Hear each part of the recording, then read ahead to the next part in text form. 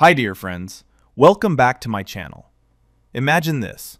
Your phone gallery is full of random photos and videos that you never even saved.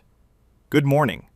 Images, memes, and unnecessary clips are taking up your storage and making your gallery messy. And you are wondering why this is happening. The reason is, WhatsApp automatically saves all media to your gallery. But do not worry. In this video, I am going to show you how to stop this problem completely and keep your gallery clean. Before we start the video, please do not forget to subscribe to our channel. So, let us get started with the video.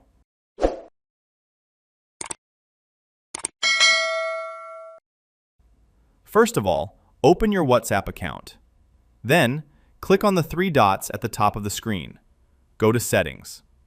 Here, scroll down and go to the Chats option. From the Chats option, you will see an option called Media Visibility.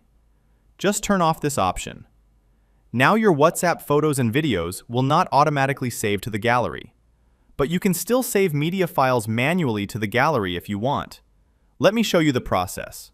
First, open the WhatsApp media file that you want to save to your gallery.